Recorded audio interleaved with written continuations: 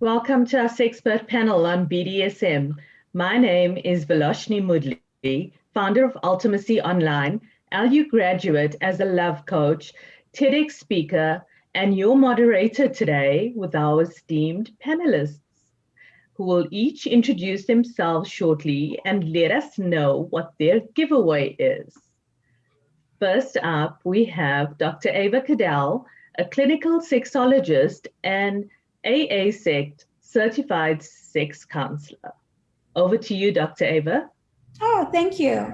So yes, I am a clinical sexologist and an A-Sect certified sex counselor, author of 11 books, and founder of Loveology University, where I train love coaches all over the world. But my gift today is an instructional video that I wrote and I narrated on sensual BDSM for couples. And there's two couples. The first couple are practicing beginners BDSM, and the second couple is much more advanced. Wow. Next up, we have Dr. Patsy Evans and her partner, Jason Dennis. Dr. Patsy Evans is also known as Dr. Harmony. So over to you both to tell us a bit about yourself and what your giveaway is. All right. I'm Dr. Harmony. I'm a clinical sexologist, licensed mental health counselor, and doctor of Oriental medicine.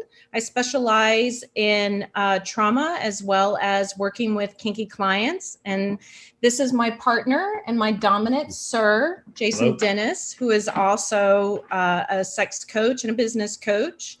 And we work together and live a 24/7 master-slave dynamic. And our giveaway is the clinician's manual to working with kinky clients. Awesome. Sunny Megatron, up next, who's an award-winning certified sexuality educator and media personality. Yes, hello.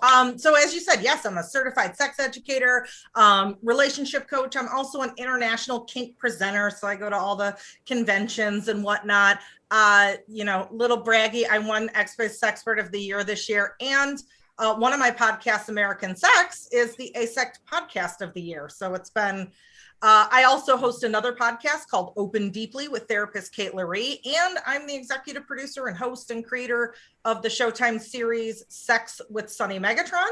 And my giveaway is my BDSM negotiation mini workbook that has a bunch of different approaches to negotiating both scenes and whole dynamics. So there's a lot of juicy stuff in there.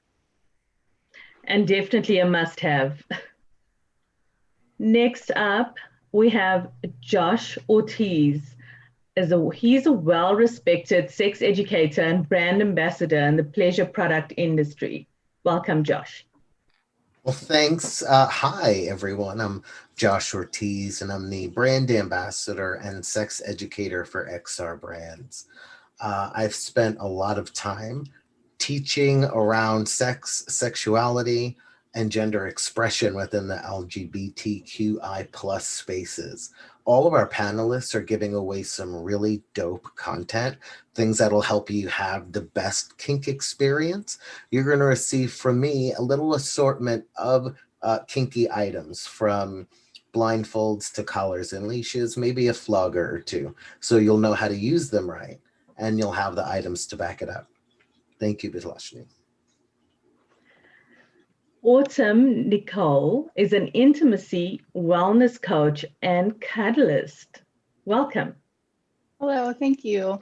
I am really excited to be here today as a Loveology University student. I am currently working on getting my love coaching certification. So I'm very excited to be here and to talk about my experience with BDSM and power exchange and how that kind of showed up in my relationship and my marriage, actually, after about 8 years being together, and really rewrote kind of our entire relationship. And my professional work has been with social work and involved highly in family trauma, therapeutic kind of modalities and care. So I'm blending both of these parts of myself, and what I'm offering today is a 90-minute virtual cuddle session, which has a lot of really awesome engagement as far as same things that you see in BDSM. So how to communicate rules and boundaries and consent using a lot of holistic meditative and self-soothing touch, as well as mirroring touch. So I'm excited to find out who gets that one. Ooh, great. Last but not least, Tamara Bell, love coach and one of the first Loveology University graduates in 2008. So I am Tamara Bell. I am a certified loveologist, and I just received my ACS sex educator certification. I've been in the adult industry for a little over 25 years. I run a home party plan and I'm the founder of the Home Pleasure Party Plan Association. I've been with Dr. Ava for over a decade, and I am now the ambassador of graduates or students for Loveology University and her right hand. So thank you, Vitlashni. Thank you all for that powerful introduction. I think it's right that we get straight into our discussion on BDSM. Yay! I love the excitement. So my very first question for the panel, for each of you on the panel, would be, how has the movie and book 50 Shades of Grey influenced our sex lives? So first, I would like to get Dr. Ava to give us her answer. Well, first of all, the movie wasn't very good. Neither was the book. Yeah, exactly. Neither was the book. Neither was the book. But it did actually boost the BDSM sales for toys and paraphernalia. And I believe it actually also empowered women to share their BDSM fantasies, whether they wanted to be in control or whether they wanted to be more subservient. So I think it had more benefits, than negative consequences. Yeah, I mean, I think anything that's out there, especially in the mainstream, that can allow people to have the best sex of their lives is good in my book. Awesome. Thanks, Dr. Ava. Dr. Patsy Evans and Jason, would you like to give us your view? Well, for me, I feel as though that, like Dr. Ava, I believe that anytime that there is information being out there to desensitize the population and educate and stimulate and normalize it is going to open great opportunities for exploration.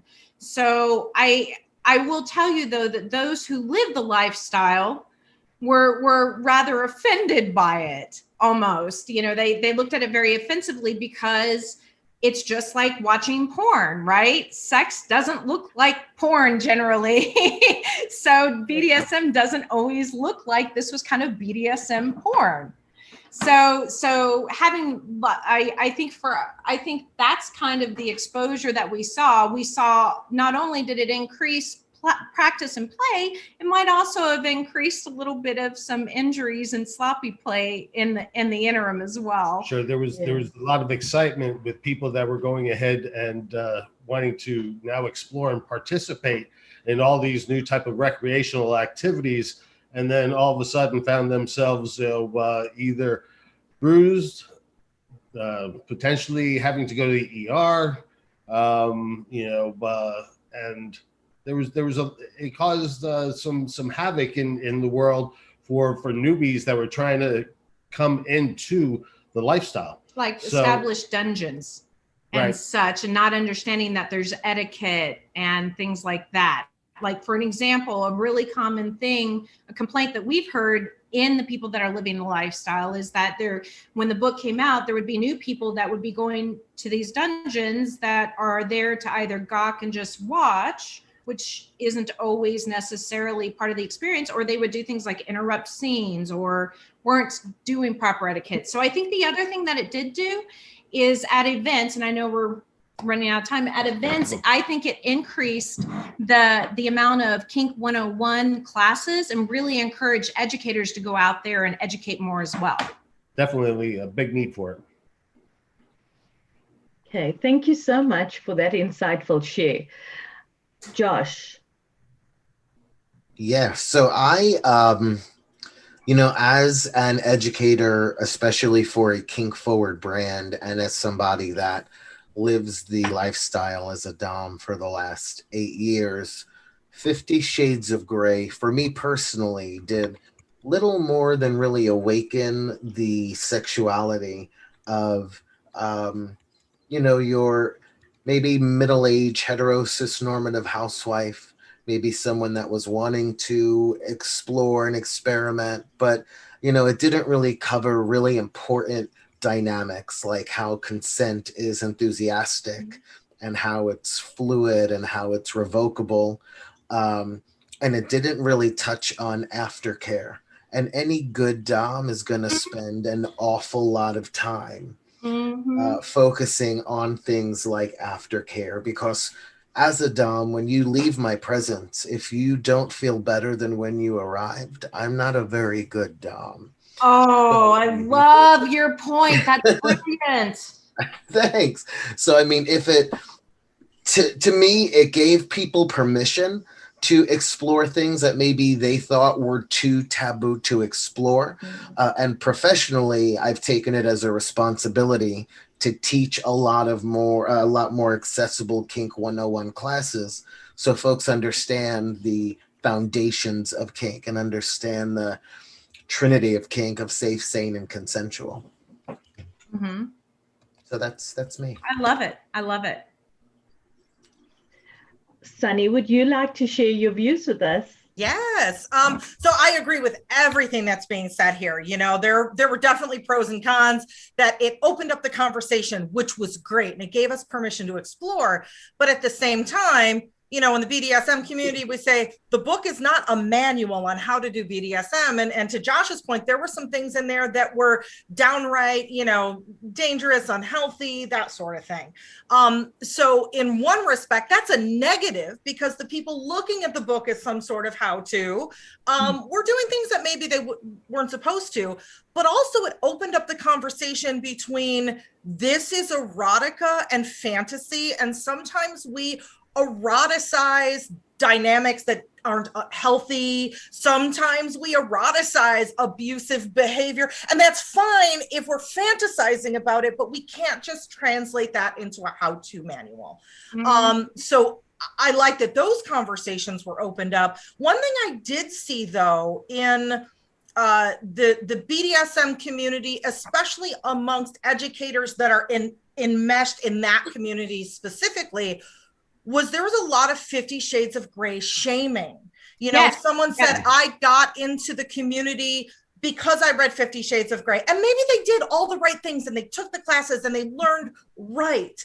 When they would mention that, someone would say, oh God, I can't believe you liked it. And I know as educators, even though personally, I agree, but I'm not gonna, as an educator, tell someone that their gateway was wrong or make them feel shamed about it. I'm gonna meet them where they're at and say, hey, you found a gateway. That's great. Let me help teach you and whatnot. So that's one thing I saw that leaked into the kink community that I wasn't really too hip on. I agree. Definitely agree. Yep. I love the way you expressed that, Sunny. It was actually meeting people where they were at in their journey and taking them from there. Autumn, would you like to share your views with us? Yes, absolutely. Sunny, I feel like you were just speaking to me when you were talking about all of that. It was absolutely mine and my partner's gateway into this world. We had just gotten married at a very young age. You know, we were in our super early 20s. We were babies ourselves. And in the Midwest, there's not really a lot here. There wasn't a lot of access to information when it comes to exploring our sexuality, especially as it pertains to a committed relationship. And so when that fire blazed through our culture, I found it everywhere. And in my work professionally, you know, I would go to work and it was what my supervisor was talking about. It was what the people in court were hiding behind their, you know, court documents, because everybody was kind of focused in on this one thing. And I'm very grateful for the book, and I agree with everything that you guys are saying, because I did take that extra time to lean into the community, to learn more about it, recognizing, I think also because of my therapeutic background, that a lot of what was in that book was wildly unhealthy and not wanting to promote that kind of continued issues within our own relationship. It more than gave permission, it gave an entire look at a world that I had no idea existed. Mm-hmm. Also had no idea that the things that I was feeling, the things that I were craving or desiring within my own relationship were okay.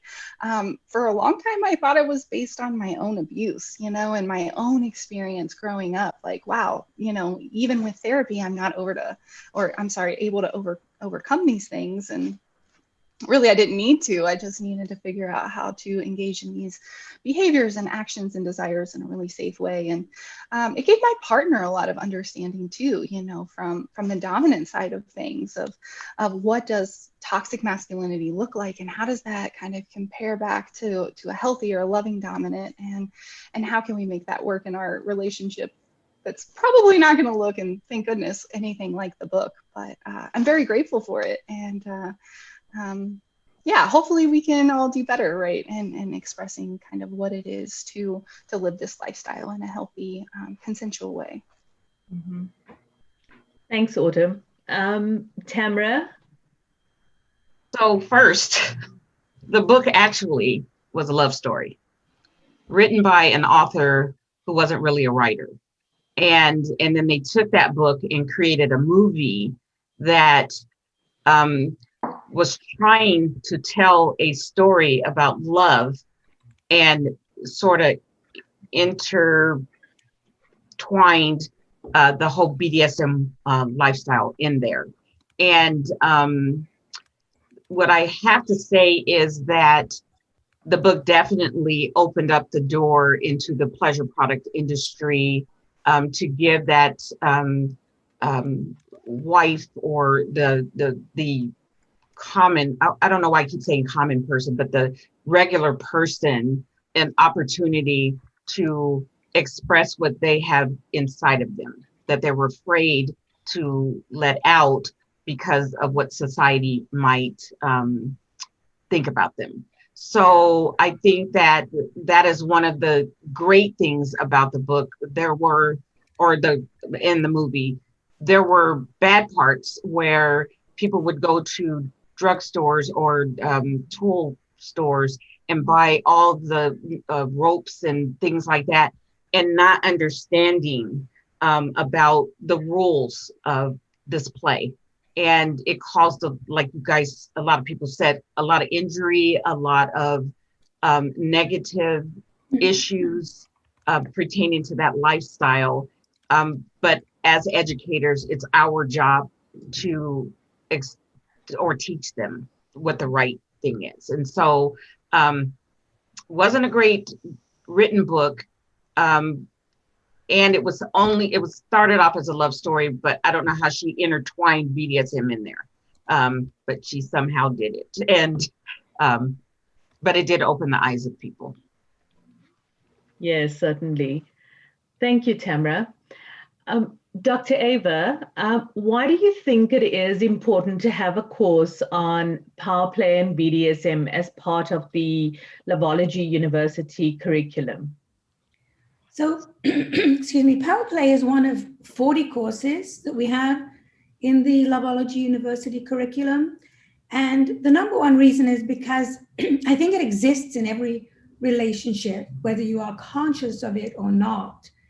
And also because power play can expand your sexual horizons to an already healthy relationship. And I also believe that power play can be a healing experience for somebody who perhaps experienced some kind of sexual abuse or non-consensual sex. But the most exciting thing is that Sunny Megatron is updating our Power Play BDSM course for Loveology University with all of her amazing expertise. So for students, existing students, please come back and take the new improved course. And for new students, I'm very excited that this is in progress right now. So it's an important course that every love coach, sex coach, even a relationship coach should be aware of and have some educational background for, because many, many couples are interested in this kind of dynamic today. Yeah, absolutely. I can't wait to take the course again. Sunny, what is the difference between the basic terminology of kink, BDSM, fetish, bondage? Are they all the same, or do they have different meanings? They do technically have different meanings, but oftentimes you hear people use them interchangeably, and we do that in casual conversation. And usually by context, it's like, we usually know what people mean. One of the other reasons, sometimes kink is used a lot more than BDSM or fetish or bondage or any of those other more specific words because of social media censorship. On a lot of platforms, you can't even say BDSM anymore without being repressed. So that's why we're hearing the word kink used more and more. But, if we break them down to their actual, dictionary definition, yes, they mean different things. And I would sort of put it in a hierarchy, with kink being on top. Kink encompasses like all of those non-traditional things. Technically it's, something that turns you on, that falls outside of your typical sexual norm. And sexual norm is really subjective based on your friend group, your cultural group, where all of those things. So for some people, anal sex could be super kinky, and for other people it's like, oh, I do that at breakfast every day, so it's subjective. And then when it comes to BDSM, that's bondage and discipline, dominance and submission, and sadomasochism, and they refer to very specific activities. You can still do things that people might consider to fall under the BDSM umbrella that maybe really don't involve those specific activities that the acronym represents. So it's not exact. One of my favorite educators, kink educators, is Midori. And her definition of BDSM is childlike play with adult sexual privilege and better toys. And that sings to my heart. I'm like, that's what I do. Absolutely. And, an alternate definition of BDSM that people tend to use is that instead of describing specific activities like bondage or, dominance and submission, that sort of thing, it's more of an approach to an erotic play style. It's more of the spirit of what you're doing. So yeah, really, they have technical meanings, but they're also very subjective based on context. Mm-hmm. Well, that's very informative. Thanks for sharing that, Sunny. Dr. Patsy and Jason, how do you have a 24/7 dom-sub relationship and raise children and work together? Well, I actually think that the only way we were able to raise children and work together is by having that BDSM relationship. For sure. One of the things that well, first of all, if you ever meet my children, they are the most polite children in the world, because manners has been a huge part of our BDSM rituals and dynamic. So it's very charming that they do the same things I do, like ask permission to eat dinner and ask permission to get another. And they carry those manners outside. So that's been kind of fun. But I would say, how do we do it? It's our rituals and protocols that we've negotiated and worked through that prevent 90% of the conflict that would come up in our business relationship or with parenting. Sure. And with anything else, just like anything else, it took, we had speed bumps, we had things that we had to, get over and things like and that. Work with a counselor with. So because a lot of times when you are in a power exchange and you're working and, learning more about each other, just like any other relationship, then there are power struggles sometimes. And then you have to learn on how to establish, certain protocols to go ahead and handle certain situations when you're in a power struggle with your submissive. For us, it always goes back to the contract. When all else fails, go right back to the contract. And there is a sense of security in a relationship and in your business and in parenting when you have almost that instruction manual. You feel this way, go do this. So that's how we were able to do it. So powerful. That is so powerful. Autumn, my question to you is, what is the difference between your intimate experience with or without it, and how does that compare to what people thought you were doing through societal misconceptions? I hope I got that question right for you. Yeah, it sounds great. It actually really is going to go well with Patty and Jason. To start, the misconceptions are that we're not swingers. I feel like we always have to preface that when we speak about these things. And the second misconception is really that that we're far healthier. We are less toxic and less verbally abusive towards one another now that we have these protocols and rituals and communication in place. So without this power dynamic, without these communication and consent structures that we put into place, we well, like Dr. Ava said earlier, the power dynamic was there. It was just very unhealthy. So I was raised, I should be a strong, independent woman, whatever that means. And he was kind of had this idea of what dominance looked like and how is that healthy in today's society. He hadn't really had an experience of that.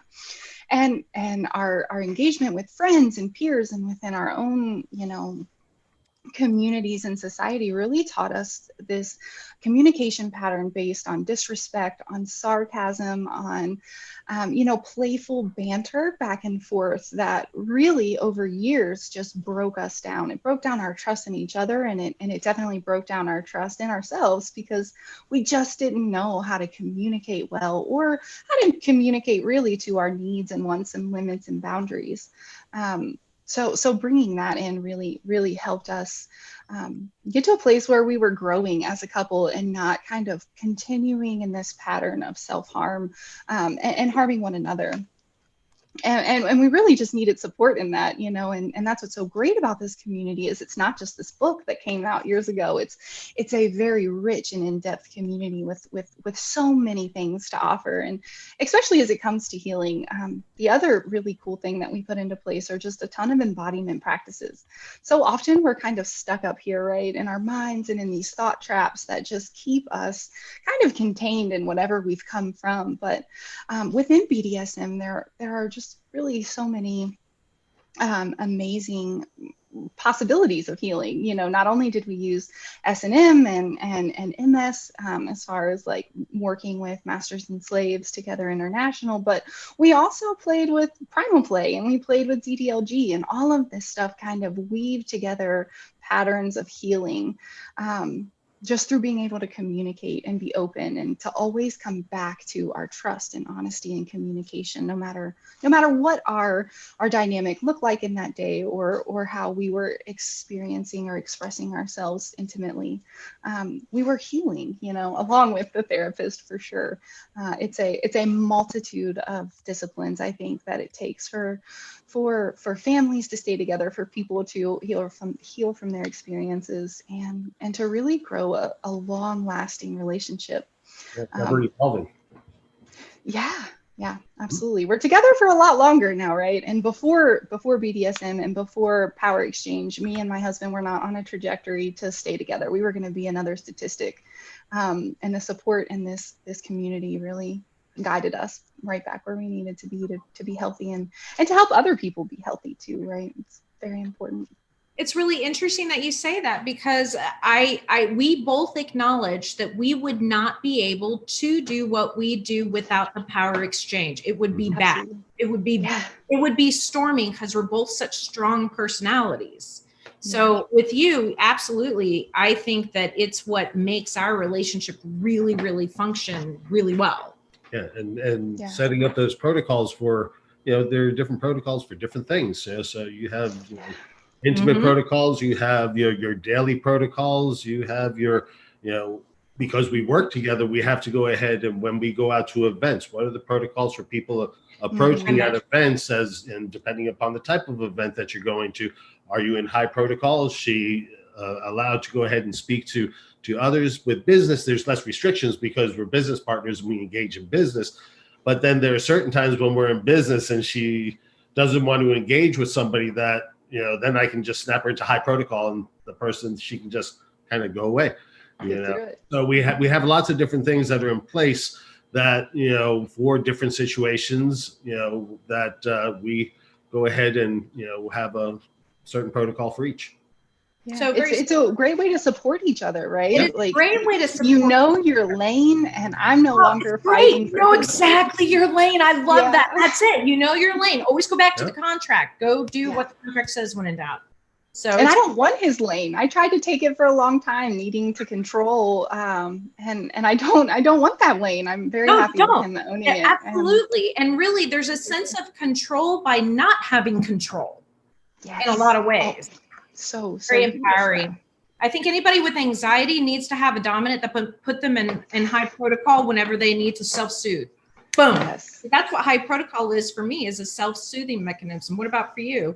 Do you all have co-regulation? Absolutely. Co-regulation. Absolutely. I couldn't do it on my own, and he couldn't do it on his own, but together we really, you're able to do really it. bring ourselves together. Yeah. Sorry, don't mean to be stealing, but I just, it's great. It's very similar. We're speaking the same thing. Like this relationship, we talk about it all the time. We wouldn't be 11 years. Yeah. So. Yeah, we wouldn't have made it to 12 for sure. It really sounds like this is the way that couples should go. Yes, I agree with that completely. I think what you said I teach classes on the things couples could learn from kinky clients. Let's talk about contracts. Yeah. Well, that's great for our listeners because they can take advantage of that. Mm-hmm. Okay, so moving on to Tamra, how have you helped your clients that are interested in venturing into the BDSM lifestyle? So first thing I do is to find out exactly what they know. And if they have any misconception of what BDSM is. And so if they do, then I take them through steps for understanding, because they need to understand what it is that they're getting into. And it's not just the power play or the maybe I don't know the term for it, but where the actual hard play is, like like my product play here. Right. And I go over consent and the rules, and really help them to understand what the lifestyle is about. And if it's something that I'm not clear on, then I refer to a person who works in the BDSM lifestyle that can give better and more clearer information. So pretty much that's what I do. It's really important that they understand rules about consent and the whole entire lifestyle in a whole, not just pieces that they've heard about or pieces that they think it is, but they need to understand everything, because it's not just about the play part. It's about a lifestyle, and so I think that's what's important. So that's what I interject into any client of mine that comes into wanting to get into this lifestyle. Okay, great. Thanks, Tamra. Josh, what is the foundation of kink and fetish? I think there's a couple of components to the foundation. If you think of the foundation of kink and fetish being like the foundation of a house, right? There's different components that make that up. One of the biggest is going to be communication and mutual respect. It's going to be understanding each other's hard and soft stops or limits. It's going to be understanding the dynamic, understanding when to employ and deploy safe words or phrases or tap out, anything along that line. But I really think the biggest foundation has to be communication.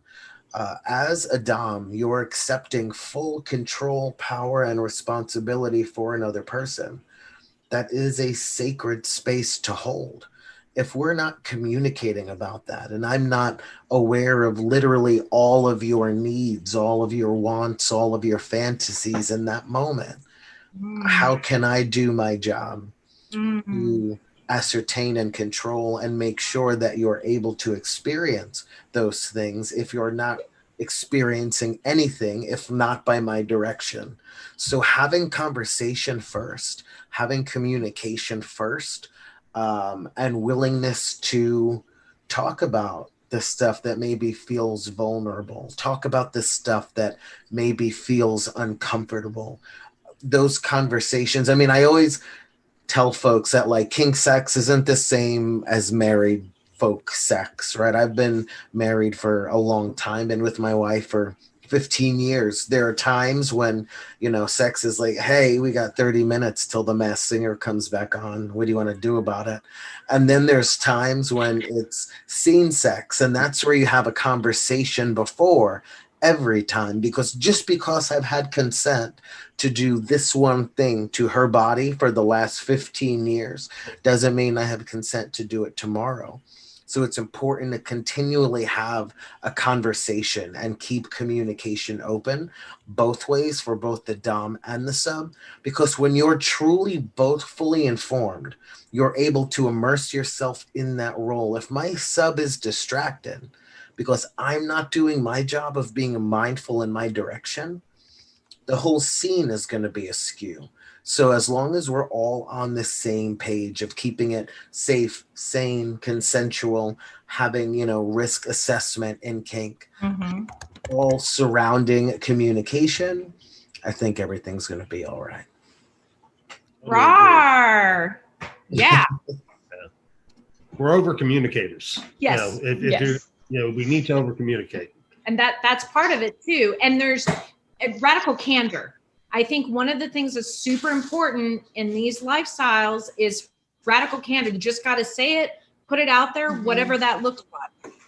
Yep. Dr. Ava, as a sex counselor, how did you work with couples interested in BDSM? Right. So I've helped couples to explore power play through role-playing scenarios to discover what their fantasies are. And for beginners, I actually use my fantasy cards, which are in the Loveology curriculum, but they basically look like this. That's a Catwoman, there's a cowboy. But I also have dominatrix, I have erotic dancers, not always women, and so forth, because this is really important.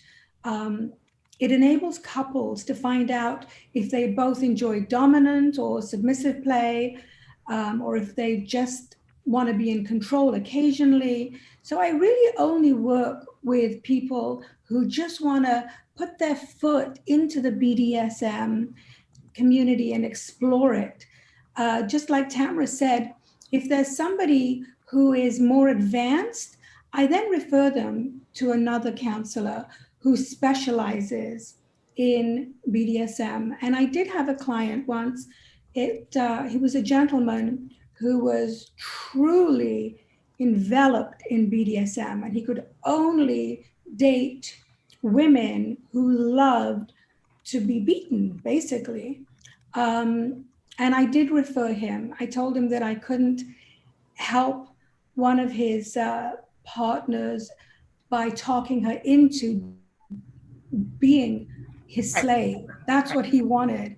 And it's really important to know when to refer clients, because we can't do everything. We don't know everything. Sure. So another way that I do work with mainstream clients is to help them share their boundaries, physical, emotional, and sexual boundaries. And as Josh already confirmed, people in the BDSM community have better communication. So I think that's something really important that I want viewers to understand just watching this. We really can learn from BDSM people how to communicate our wants, needs, desires, fantasies, and even our fears. And basically that's how I've worked in the past with singles and couples who are interested in exploring BDSM and power play. Okay. Thanks for sharing that with us, Dr. Ava. Dr. Patsy and Jason, we'd like to know about the protocols which help enrich your relationship. Do you want to start with that one? Sure. Well, what we like to do is I put a lot of rituals of connection in place. Anything from using your senses, your olfactory senses, from incense burning to mood lighting to certain types of touch points that I've put in place as grounds, on her body in different areas that I can help in de-escalating her if she's anxious or frustrated, or if there is something that she's stressing over. There are certain things that I've put in place over time that allows me the ability to kind of turn her off and turn her on to where she doesn't have to deal with those other things. We have special mantras that we do. Mm-hmm. You belong to me, we belong to each other, for how long until time stops. Different things, of rituals of connection that we really, focus on, communicating and understanding, what our feelings are, needs are, our desires are, and as they change, to not be afraid to explore those and continue to overly communicate and try to make those different things become reality. Not only do we have a 24/7 relationship, but we also have a consent for no consent. So yes, I am totally responsible for her, and we try to be supportive in each other's dreams, because it's more than just a power exchange. It's not about controlling or having ultimate control of a person, but it's about being able to have the ability to have the power and control to set somebody else free in their own mind. Wow. So on my end, I think that our protocols for conflict are things that really help our relationship as well, because the way that we've negotiated our contract, there are areas like this is how if we're angry, we self-soothe. We don't interact until we've self-soothed.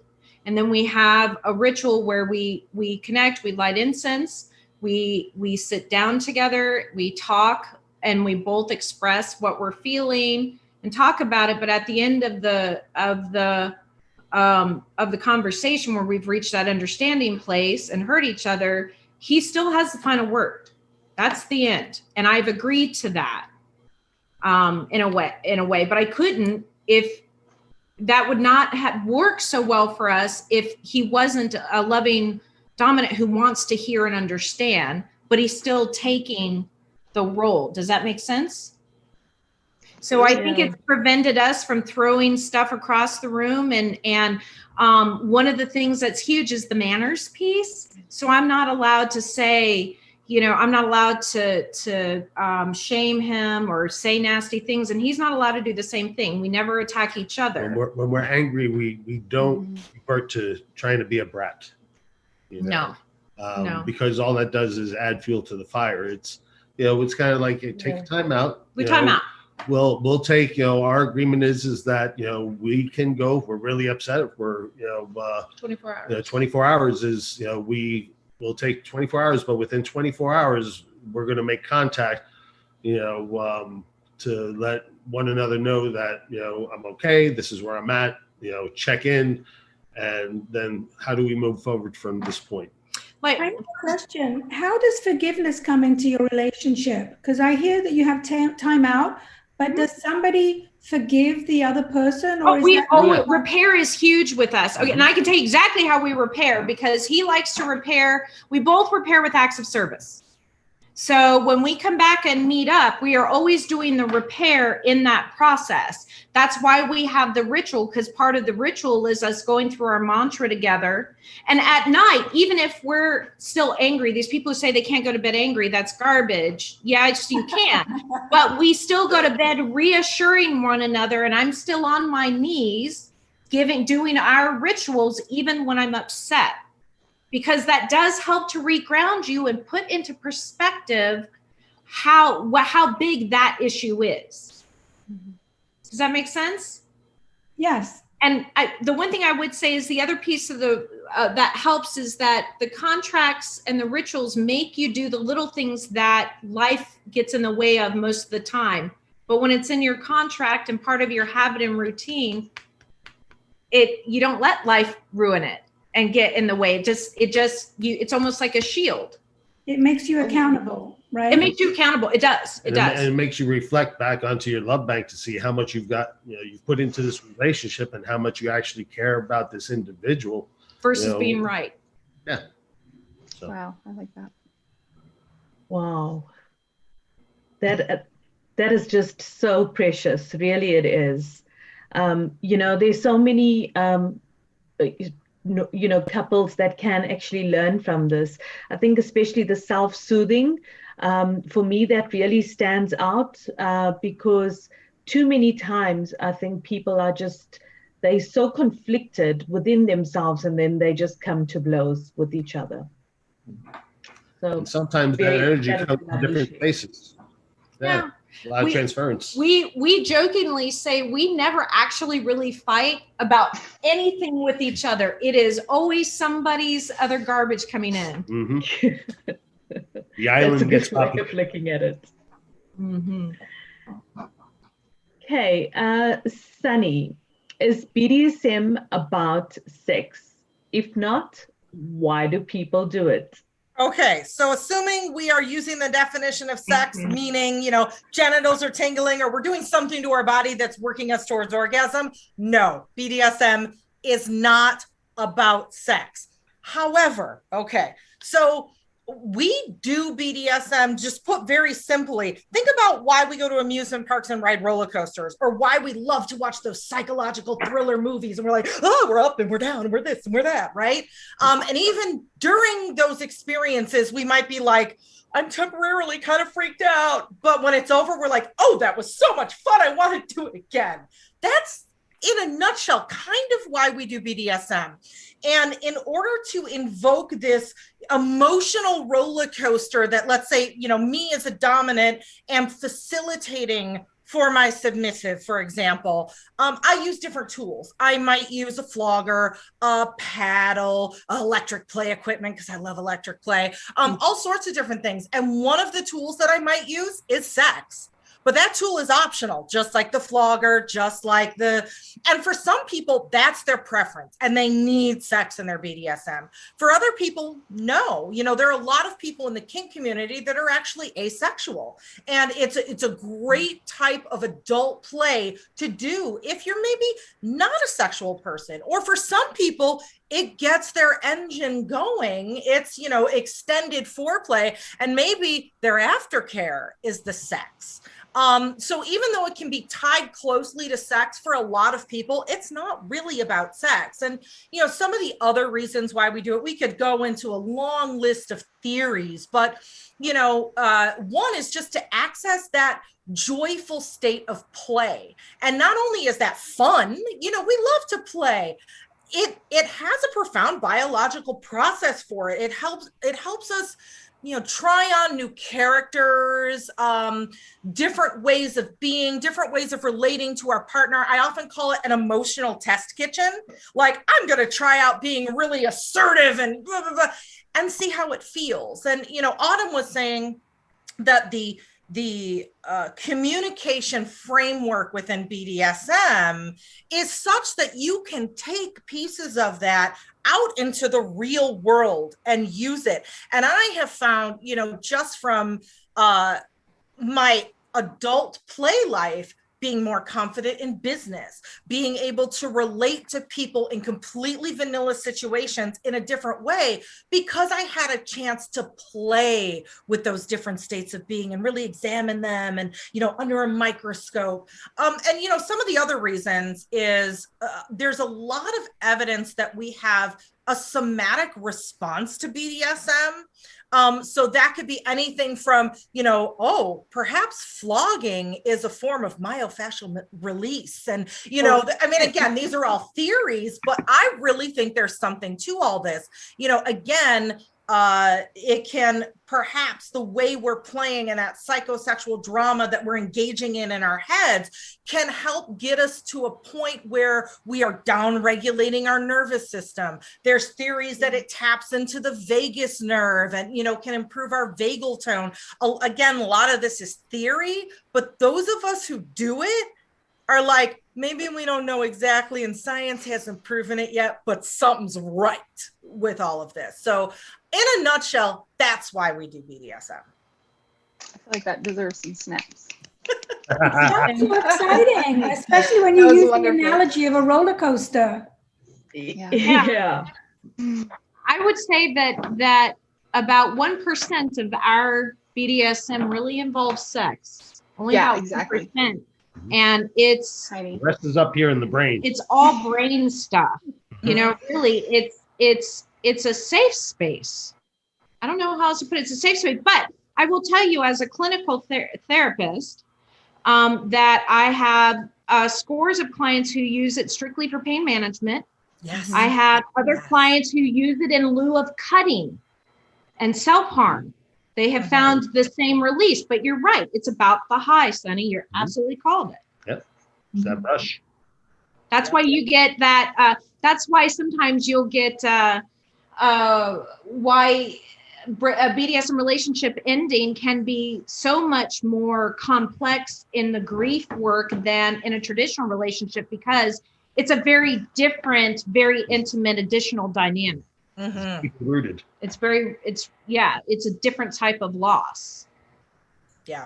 This conversation is so interesting, but we've got some viewers that have some questions specifically for the panelists. So I'll go ahead and ask those questions. So Josh, this question is for you from Yvonne. He wants to know, how can I be a good dom or sub? Being a good dom or sub isn't necessarily about the title of being a good dom or sub. It's more about the understanding of the role of dom or submissive and understanding what role you want to carry when it comes to that dynamic. So if you're going to go into the dynamic in a dominant sense, you have to be whole and complete as a person. If you're going to be taking on responsibility and control for another, if you have fragments in your personality, or if you have fragments or breaks, and don't get me wrong, like being a broken person doesn't mean you're going to be a bad dom or sub. Being a broken person is beautiful. One of my most favorite methods of pottery is called kintsugi. It's Japanese, where you fill the cracks of a broken piece with gold to fuse them back together. And something is even stronger and even more beautiful for being broken. So I think brokenness or not, in that moment as a dom, wholeness has to be a priority. If you're a whole person, you're going to be able to fully take on the responsibility of caring for and being responsible for a whole nother person. As a sub, it's important to understand that you will be relinquishing control to another person. That dynamic can seem incredibly vulnerable, but it's important always, with that basic foundation of communication, that trust follows. You can't fully submit to somebody that you don't trust with your life. You have to make sure that you're willing to get to know this person on a deep and molecular and visceral level, get to communicate about the ins and the outs and the nuances of not just sex, but what makes them tick as a person. Maybe what pet peeves are, maybe what problem behaviors are, maybe what some certain societal struggles are. So that way you're able to tailor them properly around the lifestyle. So when it comes to being a good dominant sub, being a good person first, being a whole person second, and being able to either have a strong enough back to not only carry the responsibility of yourself, but another, without putting that burden on them, or being able to be vulnerable enough to let someone truly carry you. Thanks, Josh. I'm sure that guidance is going to help Yvonne. Sunny, the next question is for you. It's from Jillian, and she would like to know, how are top-bottom different from dom sub? Yes. Good question. Again, these are, like when we started out, the terminology, people tend to use them interchangeably, but they're actually not. So top and bottom is about action. So the top is the one doing the thing to somebody, and the bottom is the one receiving that thing that's being done. And dom and sub are more about the dynamic, the attitude in which something is done. So oftentimes we will see a dominant doing activities that are topping. For instance, I'm dominant if I'm flogging someone, I am giving the flogging, so I'm topping, and I'm doing it in a dominant way. You will get on that cross, you will put your, don't talk, right? However, as a dominant, I really enjoy flogging. We talked about relieving chronic pain and myofascial release. It's like a massage. So sometimes I want my submissive to flog me. So in that respect, my submissive is topping. So even though we tend to use dom and sub and top and bottom interchangeably, they aren't always. And that's perfectly okay. People think, well, if you're submissive, you can't top. That's not how BDSM works. BDSM is completely customizable. The only set rules we have are around consent and mutual respect and ethics. Aside from that, you can call it what you want. You can do what you want. You can do whatever. It's up to you. So, yep. Great, thanks. The next question is for Dr. Patsy and Jason. How is having a power exchange dynamic different from your vanilla relationship experiences? And Wayne would like to know this. That's so much, it's easier because I think going back to, you know where you stand, that roles are negotiated. So I think that has been, trust is develops easier. I think that relationship maintenance is easier. I think those for me are the things that really stand out. What about you? Yeah, I mean, you know, having the trust and having about being a dominant in the relationship we have. It's not about repressing somebody from doing something, you know. So it's about personal and individual growth as well as growth together. So I think in a regular vanilla relationship, there's a lot of there's a lot of kind of societal norms that are placed and influenced on what that looks like, because it's different for everybody, right? Just like anything else. I think by being in a power exchange relationship, it does reinforce who you are, what your role is, and what lane that you're in. And, you know, it is, it's very helpful to know where you stand, you know, when, especially in conflict, you know, because a lot of times it can be, more of my vanilla relationships have been very combative at times, you know, where it was because of lack of certain communications and not being open, you know, for, you know, whatever it was. There were, I've had a better relationship in a power exchange relationship than I have in any of my other regular vanilla relationships. Great, thank you so much. I'd like to just acknowledge our sponsor, and then announce the person who's going to win the package. So first, our sponsor is XR Brands. They're the industry's first to match expertise in fetish and BDSM with full spectrum product development and designed to create a series of fully merchandise collections dedicated to the lifestyle. Through modern function, design, quality, and cost-effective production and dynamic packaging and merchandising, XR Brand offers customers eye-catching and exciting brands at the industry's most competitive pricing. They've been doing this since 2007, and I'd like to announce our winner because we're running out of time. And so our winner today is Anna Marie Gilmer. Anna Marie Gilmer is an LU student, so congratulations. I have a special place in my heart for students. So Anna Marie, you're going to be getting a lot of kinky stuff. Lucky Anna. Awesome. And that brings us to the end of our panel discussion on BDSM. But before we go, let's just find out from the panel if they have any events that are coming up that may interest you. Dr. Ava? I don't have any events, but we are still offering a special at Loveology University for the healing course. You get the mini version of the 7.5-hour healing course for free. So you'll get about 3 hours of healing from loss and abuse.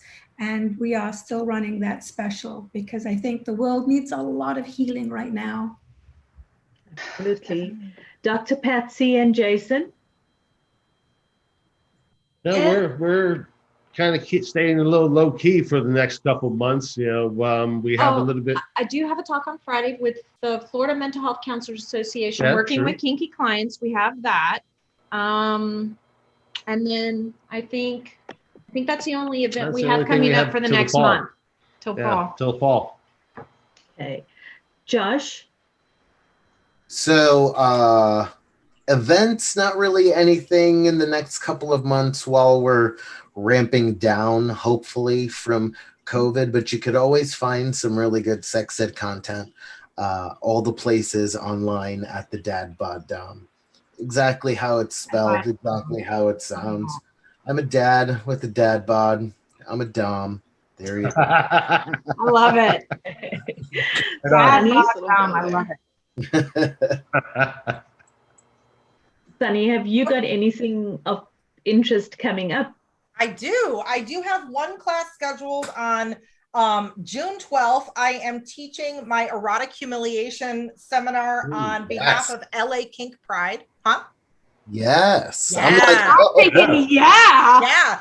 So I'm going to start promoting it on my social media. So follow @Sunny Megatron and you'll hear me blab about it very soon. I also have in the works an electric play class, BDSM 101 and negotiation coming probably in July and August. So just keep your peepers out. Send us the links so we can put them on the registration page for all the students and all the viewers, of this panel. So that's very exciting. Wow, electric play and humiliation play. Right. It's good. Thank you. Autumn, have you got anything coming up? No events, no, but I am really excited that I will be releasing my website soon. So hopefully that will be finished with construction. Okay. I'm really excited about that. Lashni, you mentioned earlier. Is it your name? It's intimacywellnesscoaching.com.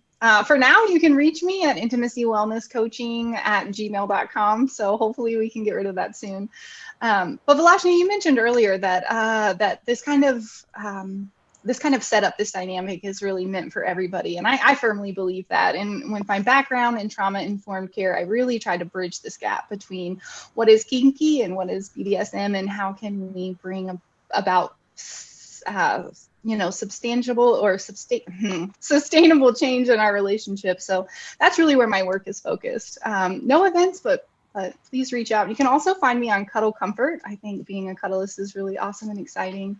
And I do virtual and in-person starting soon in person. But yeah, virtual cuddling is great. Awesome. Tamara. Well, I am a co-host of Real Raw and Uncut with Velashni. We bring love, relationship, and and it all from across the globe. So her being in South Africa, me being here in the US. And I forgot to mention that I'm giving away a 1-hour mentor session to someone. So thank you, Tamara. Great. Thank you. Thank you to the panel for your stimulating answers. We definitely have learned so much from each of you. Dr. Ava, Dr. Patsy and Jason, Josh, Sunny Megatron, Tamara and Autumn. Thank you, XR Brands, for sponsoring our panel of Sexperts. And finally, thank you to all of the attendees for watching us. We will be back next month with a new Sexpert panel, a new topic, and new gifts. So we hope you will join us. Until then, live to love and love to live.